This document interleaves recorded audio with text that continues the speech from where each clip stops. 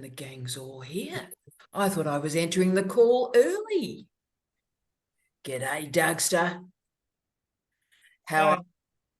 Gee, the emails have been interesting in the last couple of days, haven't they, Doug? Yes, they have a little bit, yes. Look, and we might talk about that today. There's been a few emails that I removed you from the CC line because they got even weirder. But we might offer we might have one of our conversations about authorship and the PhD, I think, Doug, because there was some odd messages. Yes, so good morning, everybody. Good evening, Paul. Good evening, Donna.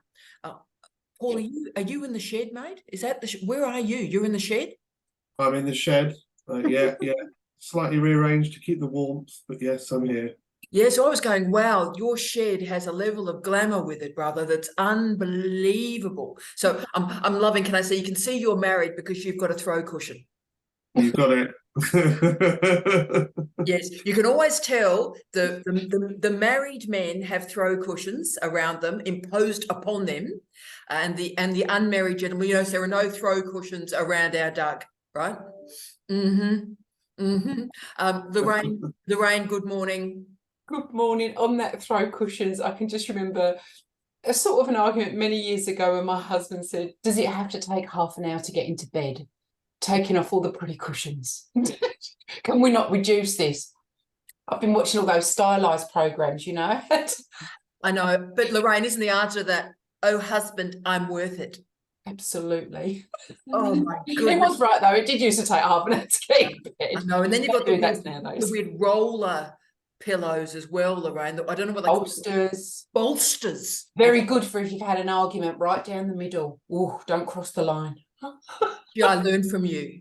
Look, you are a wise woman, Lorraine. You're amazing. So good morning, Lorraine. I love that top. I love how it goes with those Union Jack Doc Martens. I have a pair of those that I haven't seen in now well over 2.5 years because they're in storage. So I'll live vicariously through you. So Kylie's in.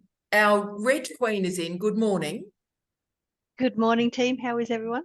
Oh, you look great too. That lipstick choice is great. Thank you. I'm very disappointed my earring choice is sort of hidden by my little Christmas trees. Oh, that's nice. So, yes, it's Christmas. It's 1st of December. Yippee! Yes, this is the point when all the Christmas people, look, Donna's with you. This is the point where all the Christmas people can sort of fully express themselves. And the Grinch people like me go, it's not December yet. It's not December yet. Stop playing Last Christmas. I at least wait till the 1st of December. Thrilled. I'm thrilled. And Donna, good evening. Can we just do a touch base before we obviously go to all our questions and have lots to talk about this week, my God. Can we just check in with Donna? How are you, Angel? We've been worried about you. I'm very well, thank you. I was in Edinburgh yesterday and I had supervision and I had my end of second year part-time, assessment or whatever you like to call it, and passed that. So yeah, I'm in good form. Just awaiting the ethical panel date. Hopefully January now, but I've all the prep done for that, the flyer and the participant information sheet, the consent form, the lone worker protocol for doing visits to someone's house, and a whole screen of material. But yeah, and my lit reviews pretty well where I want. So I'm all right. We've lived vicariously through you, and Doug, it's an important lesson. Doug's learned a lot from you in terms of getting onto the ethics early and having all sorts of contingencies in place, Donna. So I think you've helped Doug enormously. Yeah, and the distress protocol, because I'd initially been told I wouldn't need that, and I absolutely did need it, and I was so glad I'd actually pretty much it drafted up when it was asked for, because it would have been time consuming to start from scratch. So yeah, Doug, go for it and start early, and yeah, on every front really. Yeah. So Oh, that's brilliant. So, Donna, we're thrilled for you. We're so proud of you. And I need to say hello to the legendary Josh, the legendary Jelly, the legendary Sue. Queen Jess is in. How glamorous does Jess look while eating? Fantastic. How are you, Jess? Are you okay? Again, I've been worried about you all week too. Are you okay? Yep. Yeah, Yeah. If it's possible, I have more questions Good. than I did last week, but That's, and that's what we're here for. So, Jess, we're thrilled. Josh, sauce delivered, brother. You ask, you get, brother. Good on you, Josh. Really enjoyed it. Thank you. I was pretty angry early yesterday morning. Angry, mate. Angry. And Queen Mary's in. Mary, how are you? Obviously, we've got your book chapter that's now profoundly successful. How are you going, Queen Mary? Oh, sound. Oh, no. I'm going very well. I got ethics approval last week as well. Yeah. So I ended up with 12 supplementary documents. It was like organising, because I've worked in, private enterprise for a long time. It felt like I was organising an AGM for a really high-powered board with 40 members where I had to get all of the paperwork together and it had to be like perfect and all this kind of stuff. But I got it done. Oh, you are just triumphant. And Queen Bess is back with us. You're very precious to us, Bess. Liam has joined us from the middle of the night from the legendary north of England. Long live the north, brother. And Julie, we don't have her beautiful vista yet, but we have her presence. We do have her gorgeous vista from her lifestyle location. I want to be you, Julie. Mm-hmm. Look how glamorous that location is. Yeah. We can't hear you, Jules, but we're looking at it in absolute envy, mate. Yeah, it needs a lot of work, but there's beautiful stuff coming out that we're discovering. We've only been here a short while, so we're learning how it works. Well, beautiful, glamorous. You look magnificent. Now, Gay already is straight in. We're going to do questions as we always do to start the party off. But Gay, where are you? Good morning, gorgeous. Talk to us. Good morning. My question it's a question. I find a lot of times when I am writing stuff, because I've got my head around everything and it's all flowing, and I come up with something and I write it down and that's great. And then later on, I find that somebody else has said the same thing. So my question is, if I don't reference the person I found later, am I plagiarizing? Yeah. Yeah, you are. That's an easy one. You're not. But if I came up with it myself, why is that plagiarism? So can we discuss that, please? Yes, yes. So the issue about plagiarism is it's about law. And therefore the person who has published it has got that idea out first. Now, Gay, of course, you haven't nicked it. Plagiarism is this notion of theft, but really it's plagiarism is about attribution. And so you can make the point in the piece that actually you developed this idea independently, noting that this colleague independently has developed a similar idea and cite it. That's how I'd handle it. And also, Gay, it's interesting because, as Jamie knows, we had some very interesting conversations with colleagues independently working on claustropolitanism. So I know exactly what you're talking about, Gay. I'm methodically developing that paradigm up, and I know colleagues around the world, particularly in the United Kingdom, the ultra-realists, are also independently developing those ideas. So what we do is about every 6 weeks, the 5 of us touch base and send each other an email what we're working on, so we can, with full transparency, cite each other's work and say, this is the bit that I'm working on, and my colleague in Leeds is doing this particular area, and I wish him well. So it's about the honesty with the citation, and it's not that you nicked it, Gay, but it's about attribution through publishing. Great question, though. So you've given me the answer that I needed, which was, yes, I can say, yes, I developed this independently, but it has already been published by so-and-so. And Gay, if you can also acknowledge that your differences from it too. So they developed that in this way, in this context, and I've developed it in this way, in this context. Yep, great. Thank you. Hey, thank you. What a great question. What a great question. Now, okay, we'll open the floor up, and obviously Doug might have a very, and I might use Jamie on this one, the issue we're going to be talking about with authorship Jamie.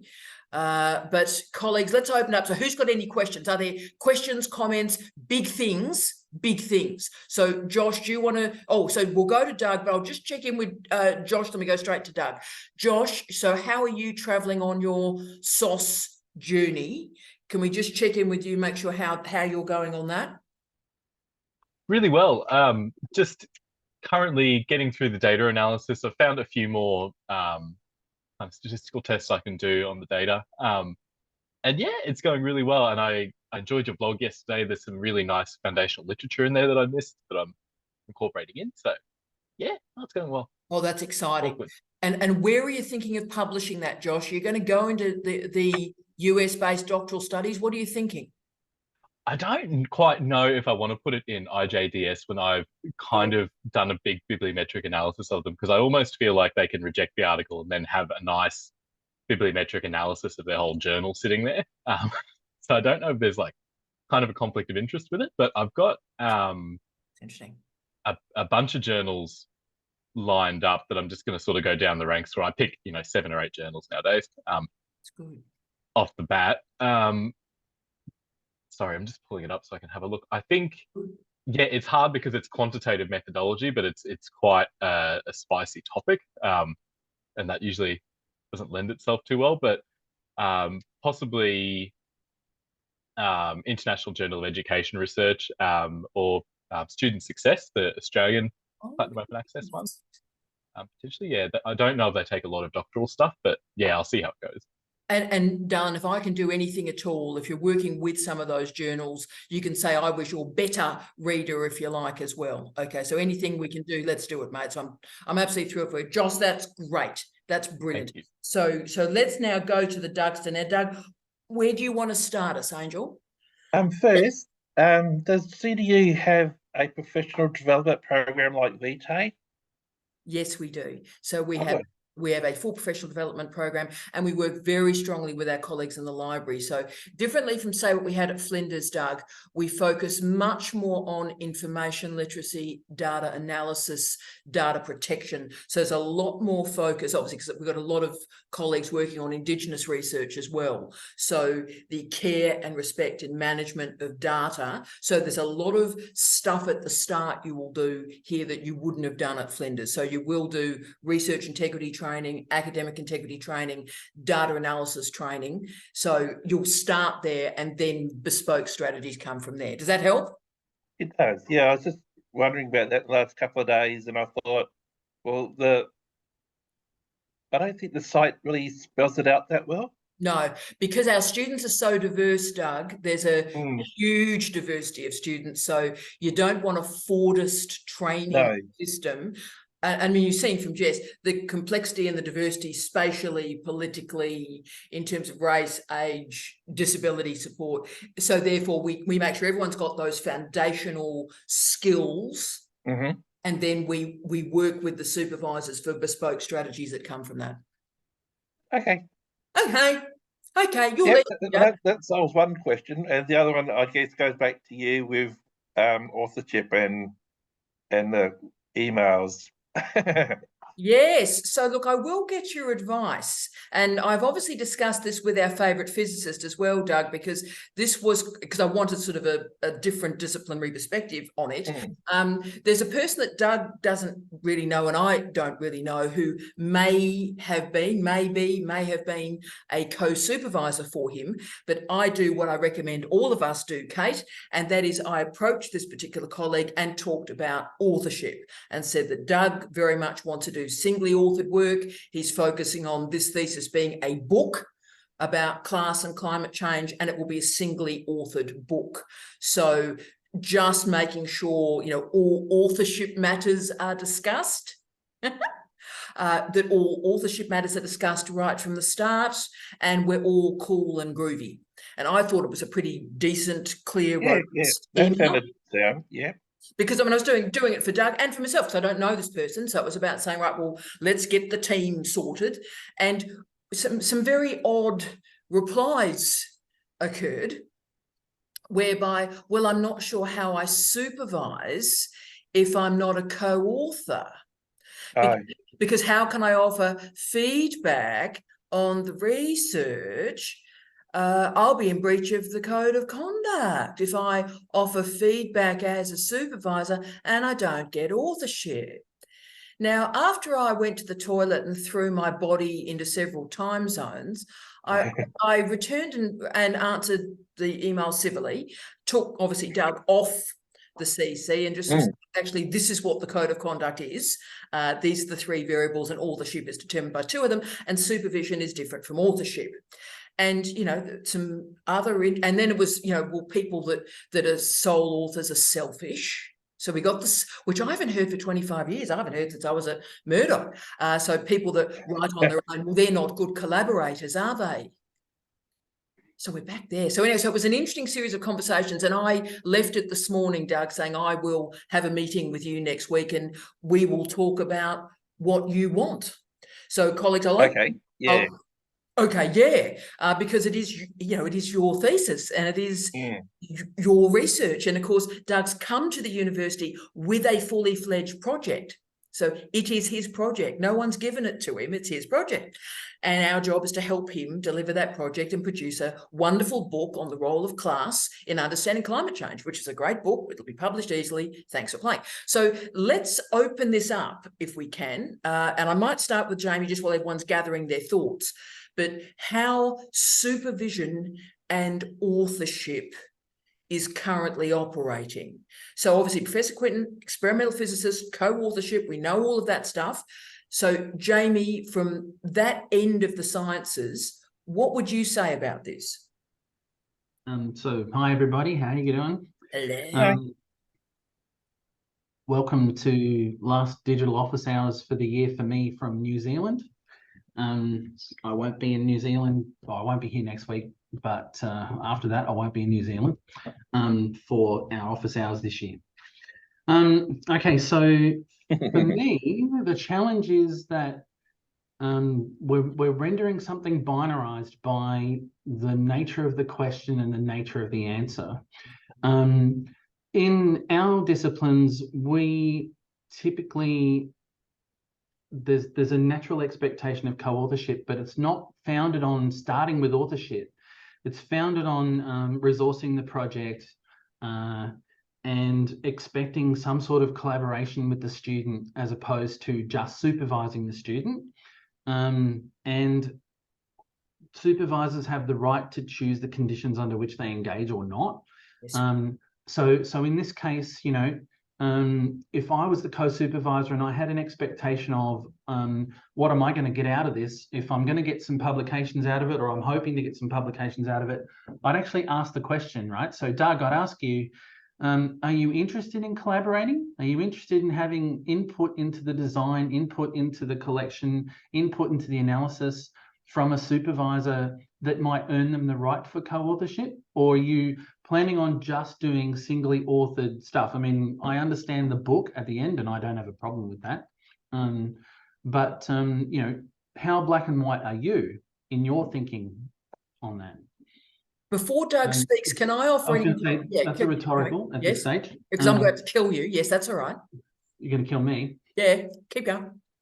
Oh, well, you have the right to do that, but the supervisor has, I guess, the right to say, well, I'm not happy with those conditions and I'm out, right?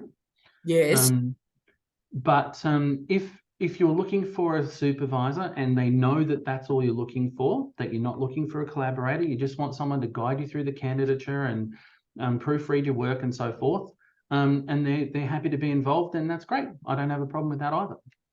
But isn't it sad, Jamie? I mean, I can see everybody's face around this call. Isn't it sad that being a supervisor and the privilege of being a supervisor and caring for another human, that's not enough and there's leverage involved? So, I mean, the point is I want to help Doug with his research design and we'll talk about readings and meet him every week and we make magic. I'm not after authorship from the guy. Yeah, sure. I'm not trying to suggest that people should have the right or the expectation to have authorship.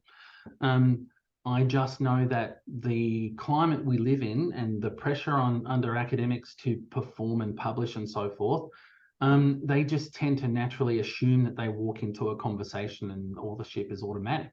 You know, so there is an ignorance and a socialization problem that needs to be addressed, and it's a long-term one. It's from the way in which people are trained, from people who also are not fully aware of the code of authorship. Yep, people get credit for supervision, and that should be sufficient.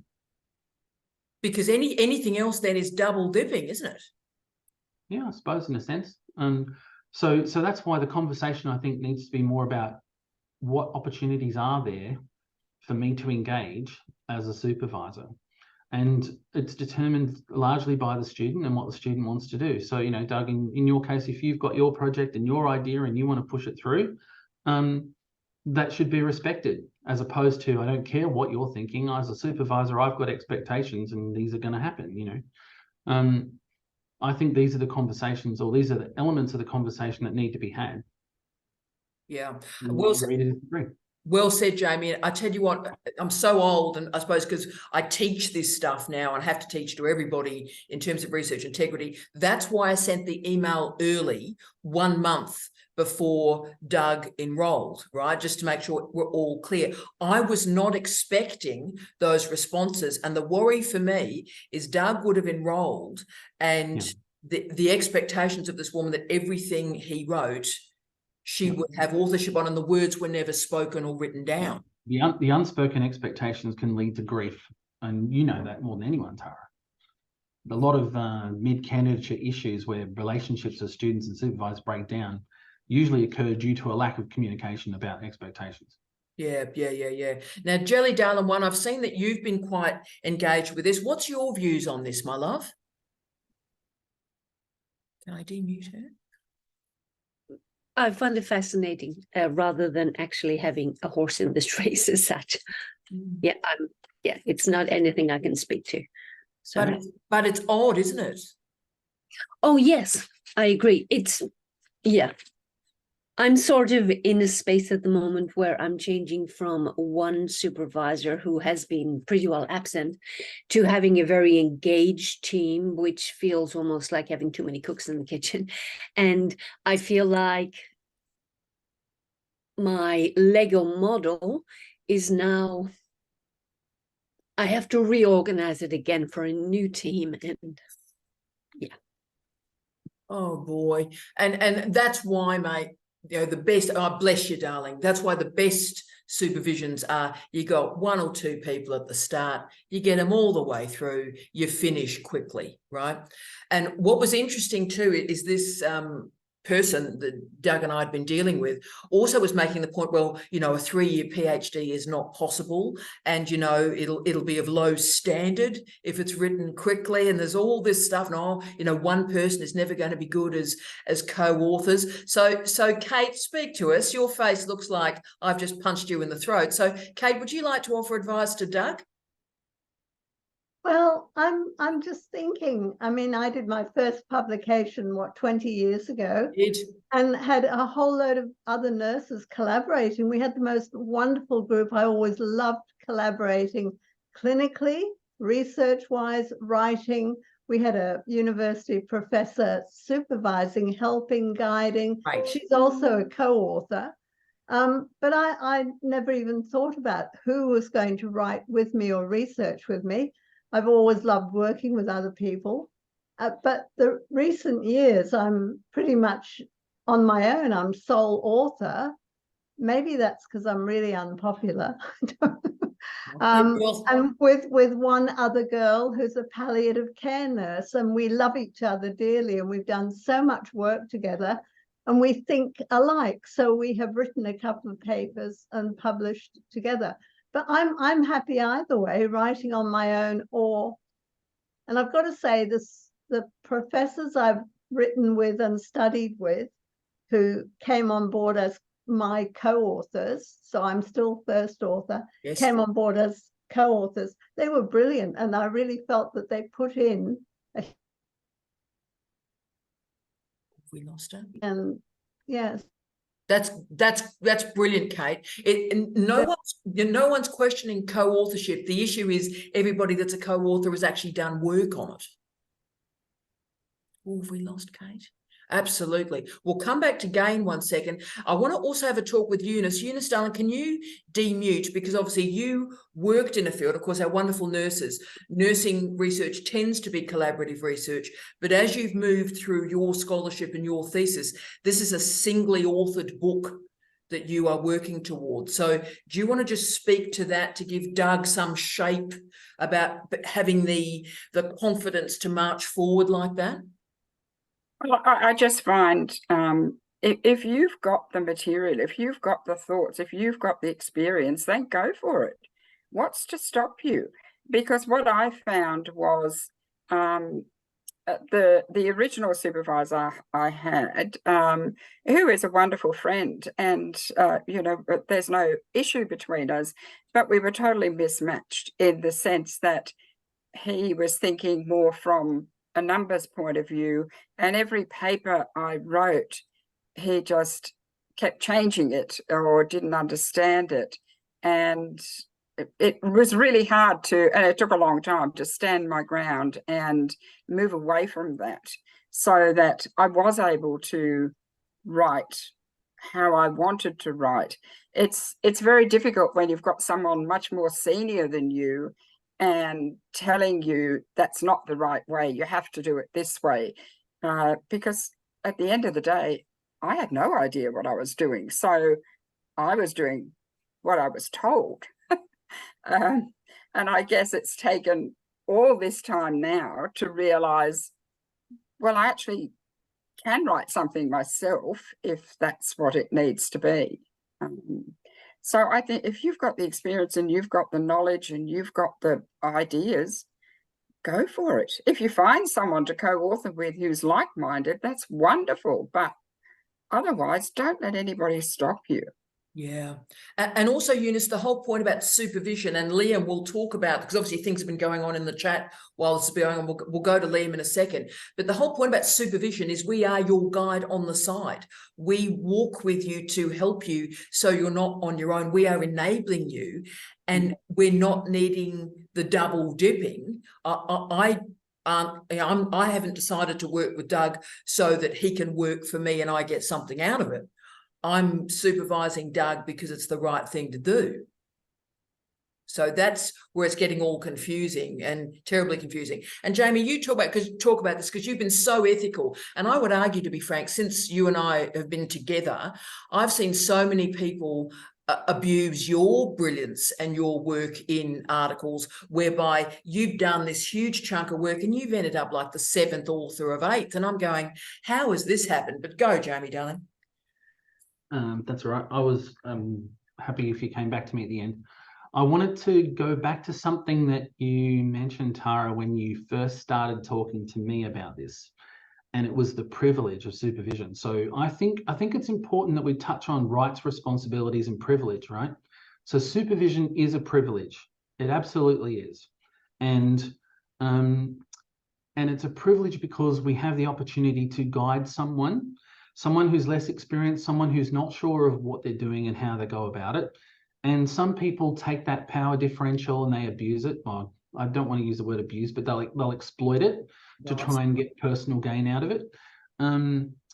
But it is fundamentally a privilege. Now, when it comes to rights, not having an explicit conversation about expectations means that people have different perceptions on what their rights are. So here is someone who has probably been trained to think the way they do. They've done it for a long time. They've not actually reflected on it and thought about it and gone with the times and stayed up to date with the codes of conduct and so forth. And they just do what they've always done. And I have to say, in what I observe among peers, that is the majority of people, right? That's why training matters. That's why professional development matters. So, you know, it's not unusual for me to see or hear about a co-supervisor or someone who wants to get involved thinking, well, I have the right to be a co-author because I'm putting my time into this. Therefore, I deserve the fruits of the labor, right? And as a senior academic, we talk about these things when it comes to student grades, like when they get their honours grade. Some students have the attitude of, I deserve a first class because I put the time in. not because I have the quality that's needed to achieve a first-class grade. Well, students and staff are not that dissimilar. I keep saying that. Tara hears me say that a lot. Staff are like students in a lot of ways too. And so I think if we go back to rights, responsibilities and privilege, I think that's an important element of the conversation too. Yeah, I do too. And I certainly, speaking the words, I've never, because I care so much for Doug, and obviously Doug's been on quite a journey to get here, as the members of Digital Office Hours know. Probably that's why I was so protective of him, Kylie, and I made sure with a month to go that conversations were had. I probably wouldn't have been as robust with anybody else, but I just want all the ducks in a row for Doug so we can start and enjoy it and no problems occur. And as Jamie said, sort of these expectations, these assumptions exist. And why I think I'm so worried about this is because students are disempowered. You've got to call it that. The supervisors are empowered. We have positional power. And if we decide to use that, we can hurt people. Now, I did mention in the chat that in STEM, usually there's resource requirements and they're usually expensive, and the supervisor has a large role to play in that normally, right? They normally have to apply for the project grant. They have to deliver against what they promised the granting body. So the ownership thing becomes challenging. Yes. Students own their IP, they own their project, and you want to give a student a project where they can develop their IP and develop their expertise as a world expert. And the capacity for the supervisor to do that varies by supervisor. The capacity for having a good hard think about that before things start, I think that's not so usual still. Yeah. I think people sort of just in good faith enter into it, off they go, and they see how it unfolds, and then try to deal with issues as they arise. Yeah. And that can cause problems.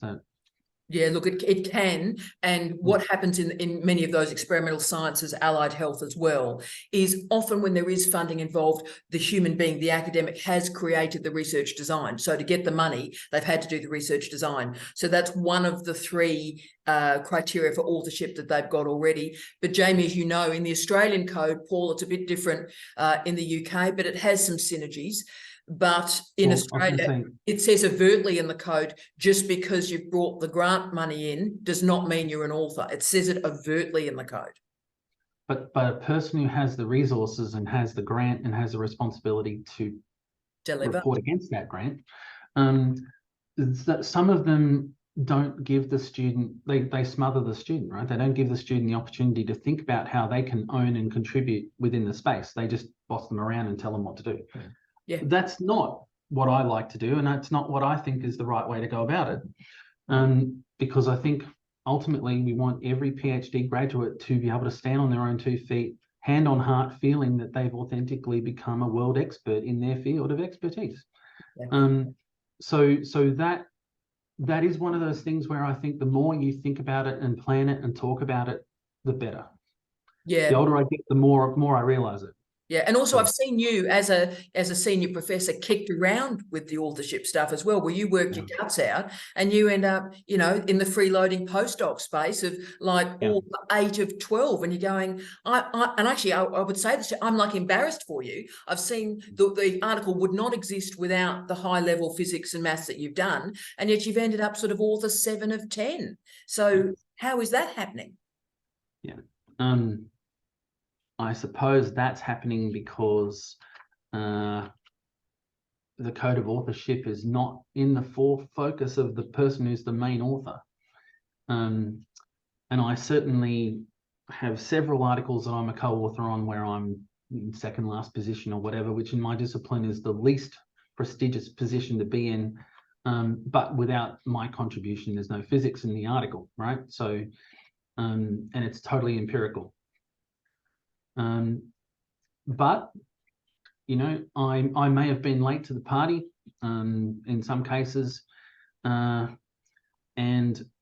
you've got to pick your battles. There's a fight I know I won't win no matter what I do, so I'm either in or I'm out. And but can I say, but I mean, Jamie brilliantly said, but can you see why? And probably you've had a huge impact on me. That's maybe why I'm so protective of Doug. Because I've seen you sort of battle around 6, 7, 8, 9, 10, 12 authors, and it's just not fair. So I just want Doug centered in his own story. Yeah. Sorry, Josh, go, mate.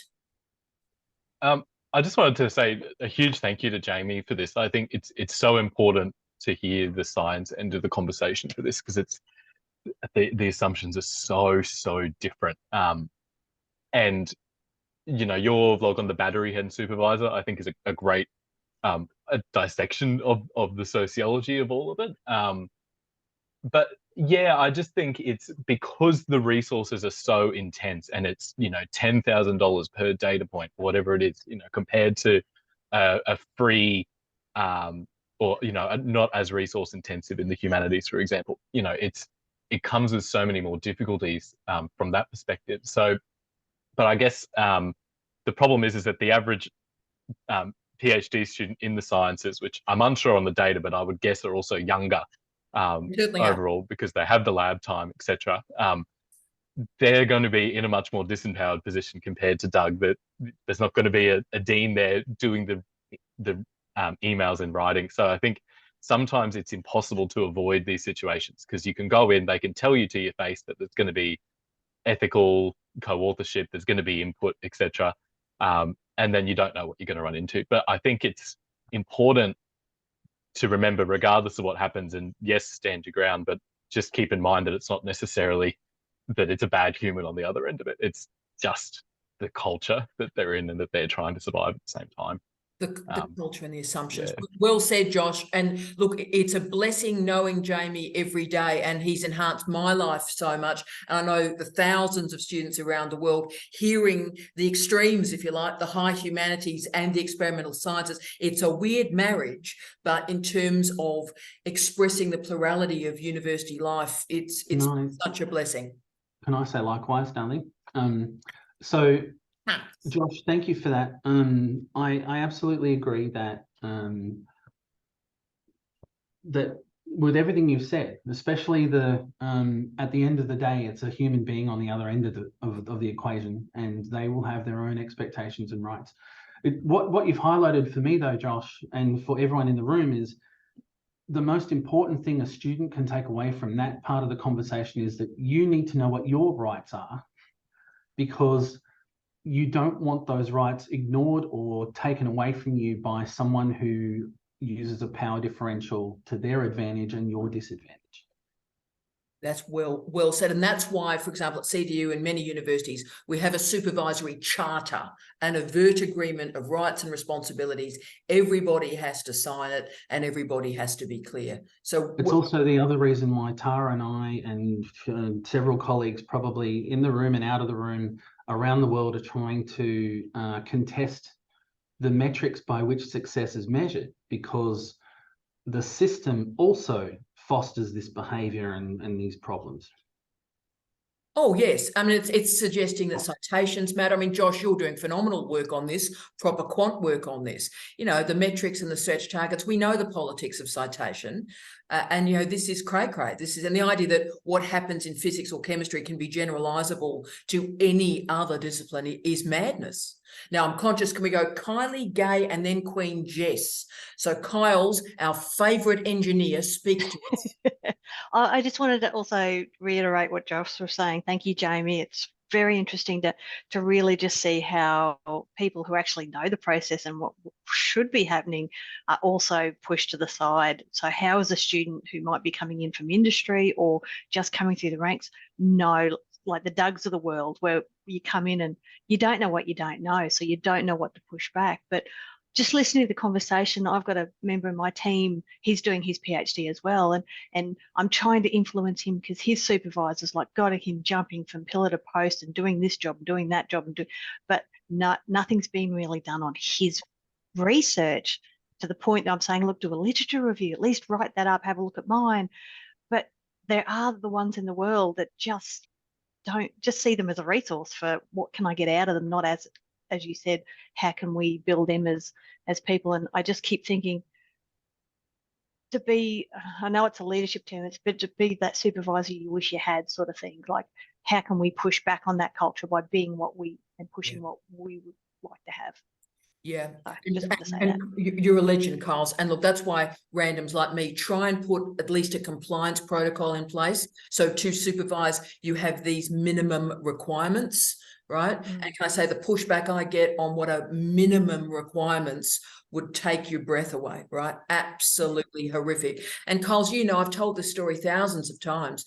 First couple of weeks I was at Flinders in this top end of town posh meeting, and students were described as, HCR students were described as slaves. The word was used, and that was bad enough. And then the room laughed. Yeah. The people laughed at the term. And so that exists in the culture as well. Look, I'll argue the countervailing argument before we go to Gay too. Yep. 5 years ago, 2 years ago, supervisors were paid to supervise. So it was part of workload. And this might be what's linking in with Liam's point. I haven't seen in the chat. We'll get to Liam in a sec. But of course, now, Kyles, we're in a situation where workload is rarely provided for supervision. And now we've got this huge adjunct workforce that are supervising students for free. So then it becomes quite complicated. So, you know, those humans are doing it to care for the next generation and so forth. They're doing it as unpaid labor. So that's when the authorship thing becomes a bit complicated, because they're not paid at all. So should they be getting something out of it? Well, yes, but not authorship. People should be paid for their should work. be that the work and the support as any, like in industry, you support someone to go through a process, you're paid to do that, not actually getting it out of the authorship. I just know, even more so with this conversation that's happened today, it was never on my radar. I wanted my PhD, I'd go into teaching and learning and do lecturing and going into retirement, so I had some wine money.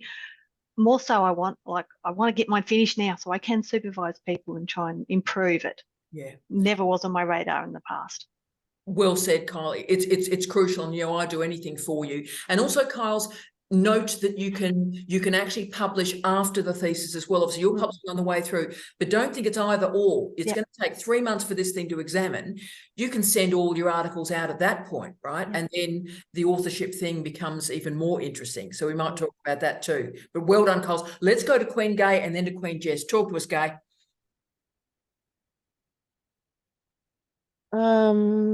This whole thing is horrifying. But that's not what I was actually going to change the conversation a little bit, if that's okay. Yeah. And I wanted to make a suggestion to Doug. Doug, I note that you've collected a whole lot of references already. Fantastic, good for you. For doing it this early. May I make the suggestion that you actually figure out your note-taking process early and start, even just practice it on some of the things that are on your huge reading list, and start it now. Yeah. Don't just collect. No. Using them, reading them, figuring it, pruning or streamlining your note making process so that you have the stuff already there to go. Brilliant. Yeah, I'm not good at note taking, so I'll have to have a talk to Tara about which is probably the best model that I should employ, because I'm quite lazy. I'd rather I end up taking more notes than what is necessary. Yeah, but Doug, the thing to do now before you actually enroll is to set up your systems. Yeah. So learn how you are going to take your notes, learn what is going to be best for what you need to do, set them up now. Well said, Doug. Thank you. And so, Doug, the meta question for you to think about before we meet next week is not only how you're taking notes, which is a great Gay point. Start with the why. Yeah. Why you take notes, and that determines the length and the complexity and the scope and the scale of what you're doing. Okay. You're the best. Now, Jess has been looking incredibly thoughtful through the last 25 minutes. Yes, the sort of glasses on, I'm engaged. So talk to me, Jess. Okay, so I wanted to take that conversation about supervisors a little further. Suppose I'm in a situation where you all know what happened last week, where I was attending Write Club in my happy little way, and then found a research paper that had been published 3 days prior. That was my research project. So I'm actually glad that's happened now, because I've needed to, all along I felt like the project that my supervisor wanted me to do was, I kept going, but this isn't a PhD. This feels little. It feels little and not like a really novel contribution to knowledge. It didn't feel like that. And now that someone's written it all up in one paper, makes me think, well, it was one paper. That was that was it. So it's sort of like, well, someone's done it. And my supervisor, who hasn't actually she hasn't had the time to meet with me yet. We've rescheduled again to next Friday. So hopefully I can catch up with her about it then. But her email back just said, it's okay. We can still do the same thing. And I thought, but I don't want to, it's done. So my question around supervisors is there a point where supervisors may, push the project in a certain direction because it's within their comfort zone, and what they're familiar with and what they know they can manage? Because, I really, really wanted to get into exploring heart rate variability in relation to trauma-informed practices and measuring if we can physiologically measure the effects of this training and what it's having on clients and on staff members using it. And there's all this really cool stuff coming out of clinical psychology right now where we can actually measure the impacts of these interventions physically, physiologically. Yes. But whenever I mention it, it's just like, no, we won't. We'll just do this. We'll just ask some people how they're feeling, and we'll write it up as a qualitative study. And I suppose, and it's really hard to talk about this because my supervisory team, my primary supervisor, is so beautiful. She's so lovely and easy to work with, and she's been really, really lovely and supportive. I don't even know what my question is there, but Tara, I think you know what I'm saying. Look, I do, and so does Josh, and so does Jamie. My 3 J's on the call were all with you through every second of your commentary there. Right. So, look, I think it is true, Jess, the nature of supervision. Remember, most academics don't have education qualifications of any kind. Most academics hate professional development and have to basically be dragged to any professional development. Now, the consequences of that is that it results in homology. We come from our particular set of assumptions and we replicate those behaviours in our students because that's all we know. It's an experiential rather than an expertise-driven ideology, right? So all of us as humans, of course, live in our comfort zone. What we know methodologically, epistemologically, ontologically, we nest in that because we want to be comfortable. Also, Jess, your wonderful supervisors, and they are terrific, they're caring for you because they don't want the thesis to get too big either. See, that's the other issue, is that they don't want to take a risk with you. But it's the challenge in doctoral education that you've got to have risk mitigation, because you need a significant original contribution to knowledge, and often case studies won't get you there. Small data sets won't get you there, right?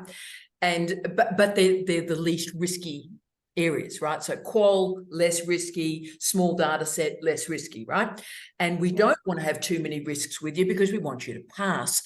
But, and Jamie knows exactly the cases I'm talking about, the most frightening students to move through a candidature, Jess, are the ones that have the stream of knowledge that they're developing is like a hair, right? It's so thin, and they're frightening because they're looking at such a small area that we spend 3 years going, geez, I hope this is enough.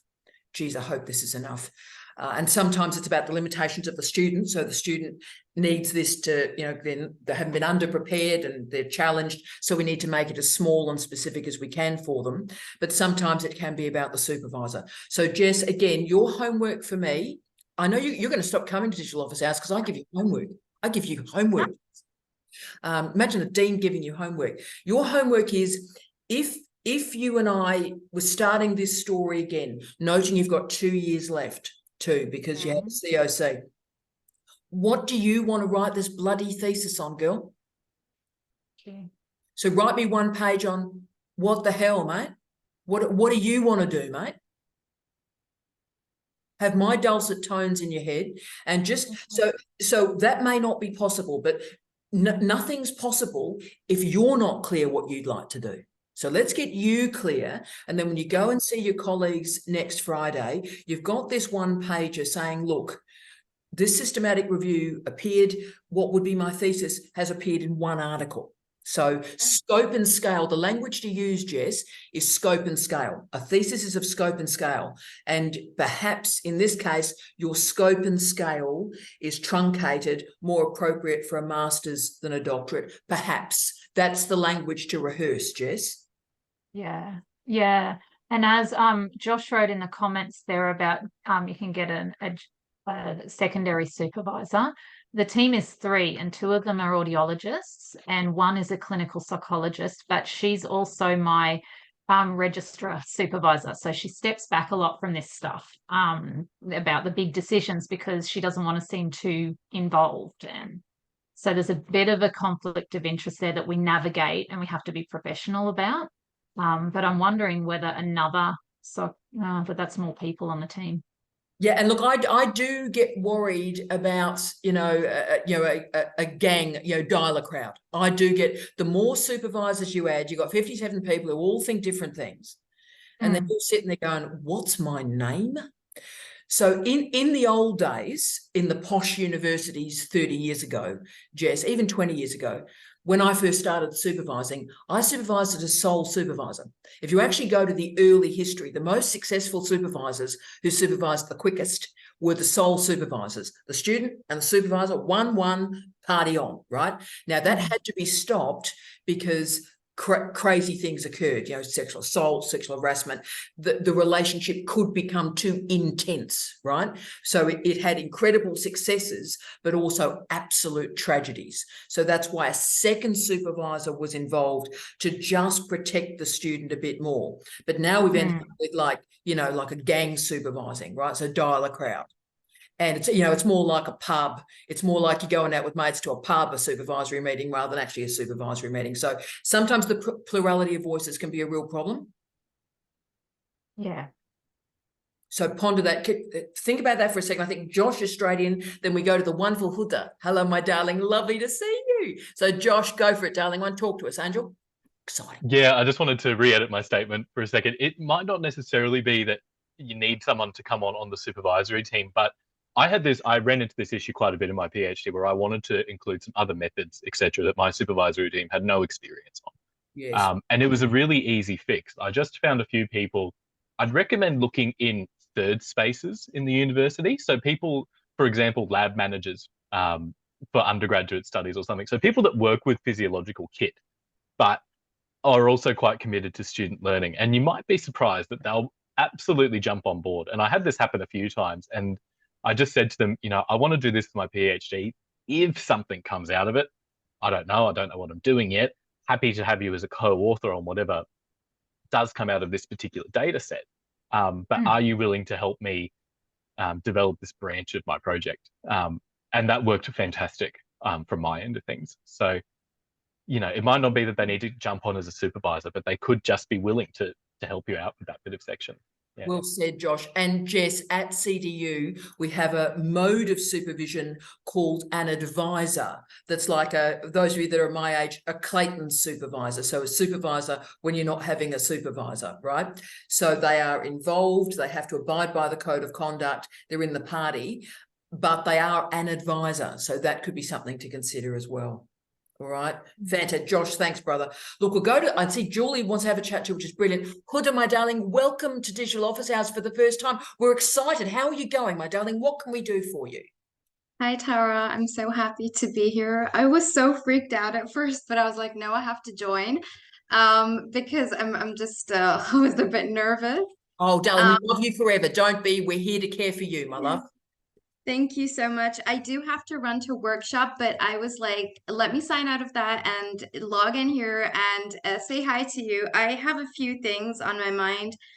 And number one, thesis writing, draft chapters. When do you know when do you know when to say, okay, that's enough, let's wrap this up and move on? Yes. When to stop? And I know these are super basic and silly Oh, questions. they're not, they're crucial. Yeah, and does anyone else get the feeling like, oh, am I missing something? Like you write the chapter and then you're reading stuff and then you're like, oh no, I need to go back and add this note, or yeah, stuff like that. And I also wanted to ask if anyone else is doing reflexive thematic analysis. Brown and Clark, I know it's written Braun, but she calls it Brown. I just wanted to say, like, I know it's written like, well, but yeah, those are my questions, because if anyone else says, I'd love to connect. And yeah, the end. That's well, it. Huda, you are legendary. So we are the biggest fan of you. Can we just say you are welcome here anytime? Now, Huda, darling, look at Donna. Donna, you're both using the same methodology. So a wonderful colleague joins us from the United Kingdom most weeks. So she'll be a blessing for you. She's one of the brightest, most magnificent humans I've ever met. So that was meant to occur. And look, Lorraine is doing some similar analytical work in that area too. So just get to know everybody, darling, but we're certainly working in that area. Now, darling, your comments about thesis writing and drafting and when to stop. Look at Kylie's face, Dal. So you're going, does anybody else think this? Everybody lives there, darling. That's where we all live going, am I enough? Is this writing enough? Is the drafting enough? And then you think it's perfect, and then some random publishes something and you go, fucker. Right? So it happens. I mean, that's where Gay started our conversation today. So Huda, darling, how I handle it is we could all draft forever. So we could never publish anything, never submit a thesis, and we could draft forever, because drafting makes us happy, because we're there, we can just live in it, and no one ever has to judge us, right? But the nature of being a scholar is we've got to put it out there and it's got to be judged. So Huda, darling, what I do in my own work and for my students is I do a cycle of 10 drafts. So I put a number on it.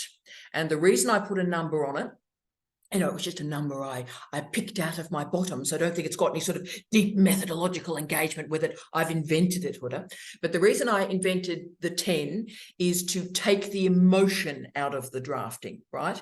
So it's because we get invested in, like, is it good enough? Am I good enough? Because you are the writing and all this emotion is involved. So I put everything through a cycle of 10, and then that's it, and we're out. So in the 10 drafts, you'll find most things, you'll find just about everything, and that's a good, solid draft. And then you let it go, Angel, and then the referees or the examiners will offer their commentary, but it is enough. Does that help a little bit? Yes, that's really reassuring. Thank you so much, Tara. And I'm just really happy to connect with other people, because I'm in the data analysis stage and it's a little isolating sometimes. So hi, everyone. Oh, yeah. Darling, you're stuck with us. That's terrific. So yeah, take the thing with drafting, and I know, Gay's the queen of this, take the emotion out. Take the emotion out and treat it as a process. Take the emotions out, divest, the mattering from it, and just treat it as an intellectual exercise. And once you've gone through those processes, let it go into the universe. Beautiful, Gay. We'll go quickly to, we'll go Gay, Lorraine, and then Julie if we have time. Go, Gay. Sound, Angel. Just very quickly on drafts. I don't know how you do it, Tara, but the way I do it is I save the file as, and then I put a number on the end of it. I actually put my initials, GW1, GW2, GW3, so I know which one I'm up to. And that also means that if something corrupts the file, I can go to a previous version and I haven't lost everything. Beautiful. Version control, crucial. Huda, darling, do what Gay says. She's legendary. Queen Lorraine, talk to us, my beautiful one. Oh, thank you. Just really quickly, a few weeks ago, I was saying to my husband, I don't know what I want to write. I just don't know what I want. So he said, what don't you want to write? So I reeled off all this what I didn't want to write. And he says, so therefore you do know what you want to write. And I went, oh, thank you. Sometimes it's easier to work backwards. I'm obsessed. That's the way you do the work, my love. What am I not doing? I make my students write that in the thesis, Lorraine. What am I not doing? And when that's clear, you know what you are doing. Brilliant advice again. Queen Julie, take us home, my darling one. It was just a quick note to Jess to say, you know, sometimes you've got to go with your gut, that you read, or you hear people and you feel like, yes, but that's not actually what I want to say. And then you find something that gels and it's, I want to go down that route. So just go, I think your gut is really powerful. So that's all I wanted to say. And Julie, you're right. And Jess, that's sort of the page that you're writing for me, right? What, in an ideal world, what would you do? And follow the gut, follow the heart. You're a bright woman, and it doesn't exist until you write it down, Jess. So let's write it down. Colleagues, I'm conscious that we're just about doing the end of it. What if we, next week, everyone get a bit focused on the writing and the drafting component? I mean, Hood has given us a great suggestion there. What if we make that a bit of a focus? And obviously I'm conscious, Liam, we love you, brother. Are you okay? You sure? Okay, we love you. I know it's the hard time of year for you. For all our English colleagues, this is a really, really tough part of the year and you're all shattered and exhausted. So let us keep you company through this November, December, all right? Colleagues, look after yourselves. I'll see many of you in Rat Club, and Huda, are we thrilled to see you. See you next week, colleagues. Bye-bye. Look after yourselves. Stay safe.